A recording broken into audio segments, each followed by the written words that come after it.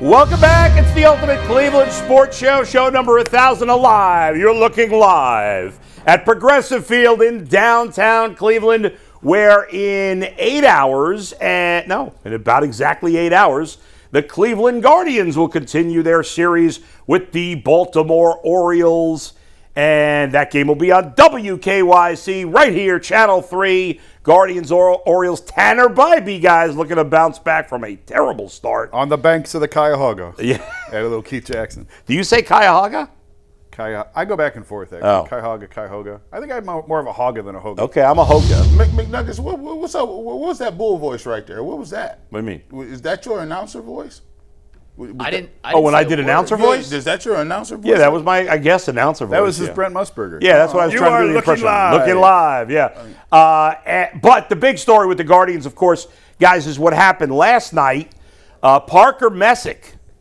What, you want to say I jinxed them or something? No. You did. You forgot the guest yet again. Yeah. Oh, I did. Let me introduce two guests who are going to be on today because we're very excited about them, even though I haven't mentioned them. At roughly 10:40, we're going to have on our buddy John Fanta, Northeast Ohio's own. Covers all three teams. Obviously, he's the college basketball guru, but he's also an obsessed Cleveland sports fan who knows every team very well. And then, very excited as well about at 11 o'clock, we will be joined for the first time this year by a Guardians player. He's been their best relief pitcher by far.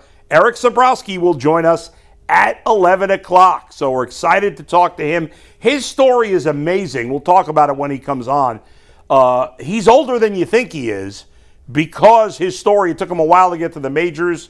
He almost quit baseball. It's a fascinating story. We'll get into it later, and we're very excited to have him on. Now, let's get to another very exciting story. The last time the Cleveland Indians/Guardians had a no-hitter, it was actually a perfect game, and it was thrown by Len Barker on May 15th, 1981. That, if you know any math at all, is nearly 45 years ago. I spoke to Len Barker actually a couple of years ago at a charity baseball game, a softball game, and he said he felt terrible going into that game. Couldn't believe he pitched as well as he did. Apparently, according to Zach Meisel, there were about 7,000 people there, although I'm sure there's 100,000 people that have said they were there. Yes. Well, the Indians/Guardians, who have had a history, especially in the last 25 years, of great pitching, have not had another no-hitter or perfect game, obviously, since.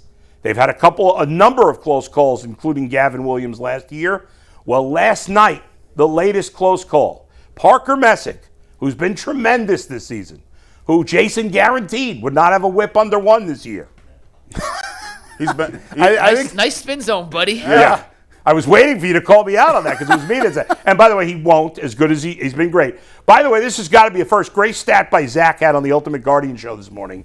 Parker Messick, he's got to be the first pitcher ever, I would assume, to have a no-hitter going into the 9th, and yet his ERA doubled after the game. That's funny. Because he ends up giving up 2 runs. Cade Smith gave up the hits that led it to the runs. But Parker Messick had pitched a 2-walk no-hitter through 8 innings.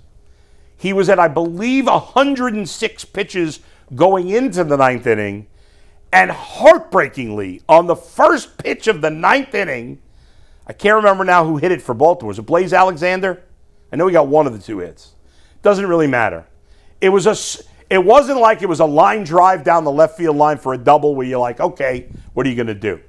A slow ground ball. But when he hit to second base. When he hit it, I just knew you knew that was going. Well, but through the end zone. I didn't realize how much a shift they had on, because if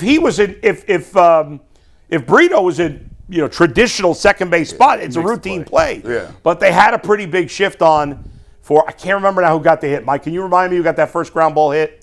I'm drawing a blank. Alexander, wasn't it? Okay, I said Alexander, but nobody confirmed that, so I wasn't sure. And, he's not a big hitter, obviously. And unfortunately, it rolls through. Then a line drive hit next. They get Messick out of there. We'll talk about the Cade Smith part. It was Taveras, not Alexander. Taveras had the first single, then Alexander had the second. And then Alexander had the second one. Okay, thank you. Yeah, that makes more sense because Taveras is a righty, and I think Alexander's a lefty. But anyway, we'll talk about the Cade Smith part of this and what happened, and they thankfully held on. It would have been a disaster. But, G, we'll start with you. Parker Messick, his performance, and taking that no-hitter to the 9th. He's been by far, even when he pitched it in his first game, I think he was pitching against Seattle. Yeah. I was like, oh, this dude, he looked different. Like, oh no, he's their 5th starter, so I don't think he pitched against Seattle. It was within the first 1 or 2 series. His first start, I was just like, hey man, I like this dude. It just jumps off the page. Against like the Dodgers. It was the Dodgers. Yeah. He just was going after people. He went after Ohtani, and he's not messing around. He's throwing strikes, and I just love the way he approaches the game. I love the way he shows the animation on the mound, and like this dude's changeup is so nice that like these guys weren't even in the ballpark in terms of hitting him hard. Like he was basically working the changeup, and then he has this sneaky little fastball that his fastball don't look like it's moving like that. But when you got a changeup like that, he's blowing the fastball by people. To me, like he's been the most impressive starter they've had. I think Gavin Williams has pitched pretty well. Quintillo has pitched pretty well, but this is just one of the things that the Guardians are able to do. And you look at him, and he's, the 4th or 5th starter, and you look up and it's like, man, this dude is having probably one of the best years so far, coming out of nowhere. They had Logan Allen on the roster, and it was like the last roster spot with him and Logan Allen. Yeah. And then he comes up and makes it look like it's an afterthought. Yeah. So to me, I loved what he was doing. And then you go into this specific game, and when he got to the 9th inning, I was like, man, he about to really do this. He's really about to get this off. The crowd was great, and then all of a sudden the first hit, and then what immediately went to my mind once they got the first hit was, he's at 106 pitches. Get him out of the game. Get him out. I think he had never gone over Jason, 90 or 86? Yeah. 86? Something like that. He had definitely not hit Never. triple digits. I was nervous. There's a new level of anxiety now as a fan when your pitcher's pitching a no-hitter because you're worried about the pitch count. Yeah. Now, fortunately, what's crazy is he threw 20 pitches in the first inning. Yeah. And you would have never thought he had a chance. And then innings 2 through 6, he threw like 45 pitches. He was just flying through those innings. 7th inning got a little dicey in terms of, not dicey in terms of a threat, but dicey in terms of pitch count. Because he started the 8th inning, I want to say close to 90. Mm-hmm. And then he got up to 100 with 2 outs in the 8th inning. But at that point, I'm like, you have to let him pitch the 9th, right? And I text Zach, I'm like, are they warming anybody up? Yeah. And he was like, no, they're not. They did as soon as the 9th started, but they didn't do it between innings, which was good. By the way, I gave a comp this morning, which I think Mark Burley.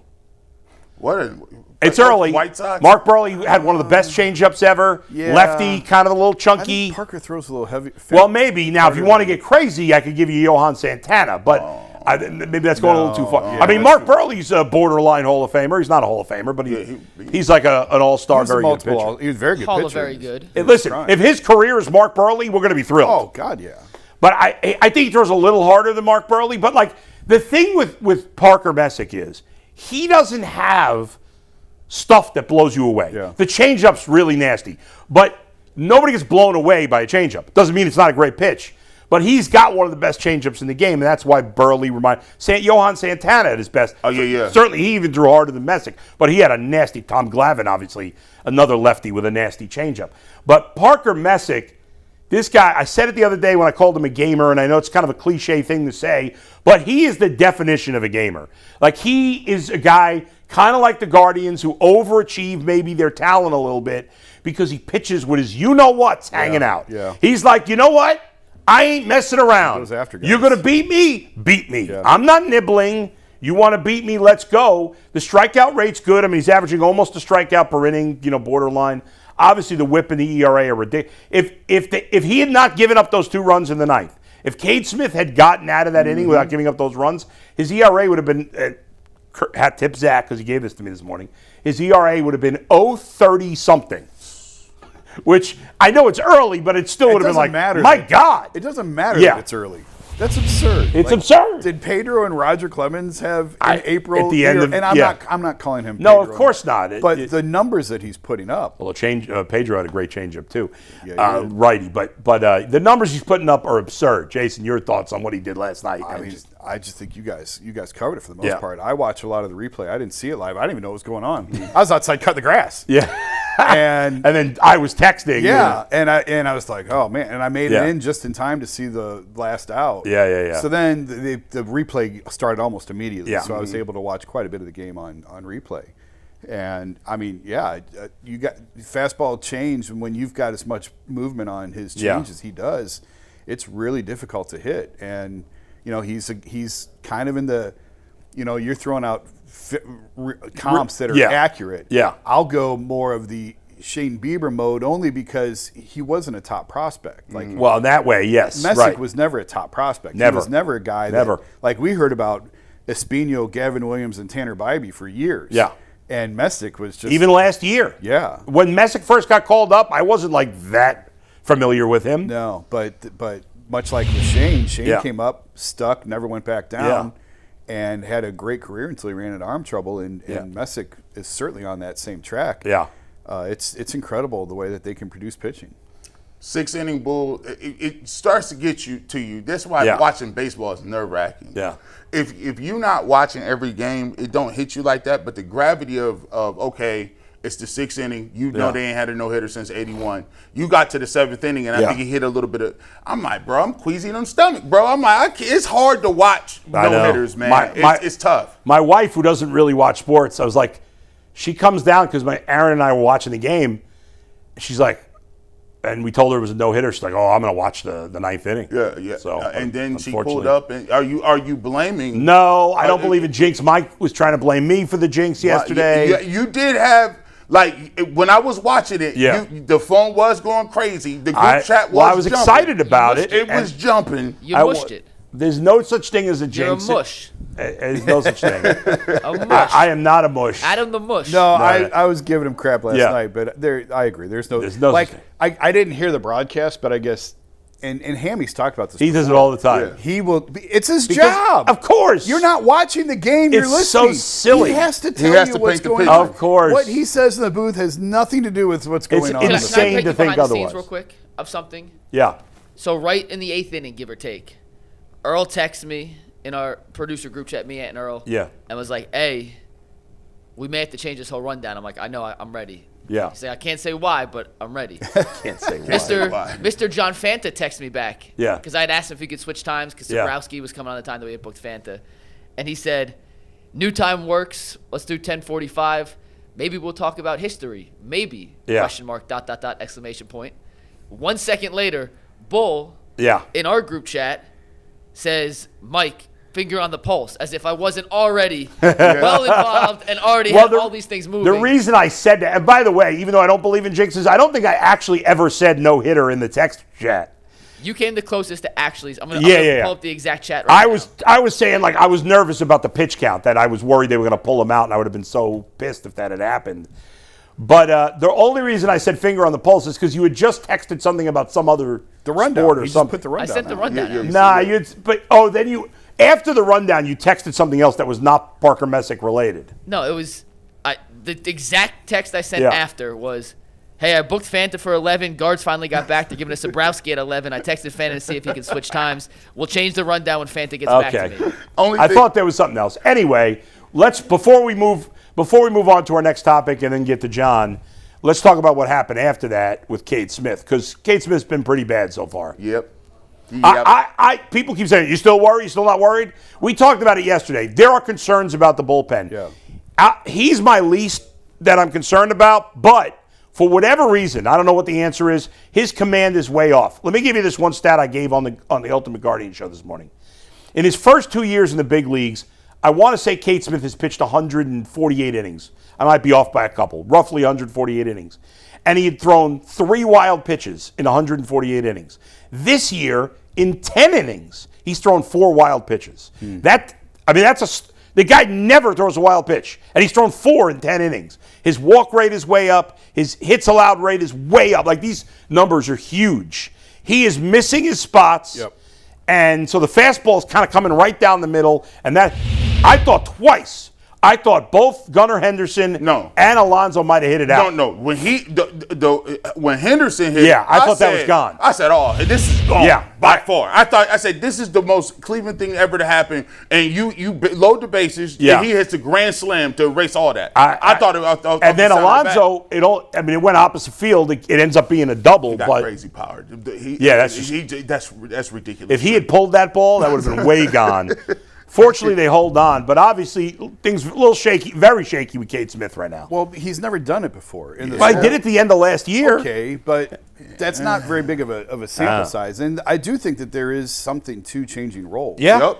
And some guys are better built for it than others. I'm not saying he's not, but I'm just saying until he goes through for a full season and does it at a high level, I think it's fair to say it's at least you want to be able to see it. Yeah. And I also think, I know he was throwing games, but Emmanuel Clase was so dominant. Yeah. That it sort of set an unrealistic bar, I think, for what you're looking for. Yes. Now, he's been bad. Cade Smith has been bad. Yeah, no, he's been bad. But I also think Clase was automatic for a while. Yeah. So there is that level of sort of regulating to what is the norm. And with he some of was those guys. He was automatic as a setup guy. Yeah.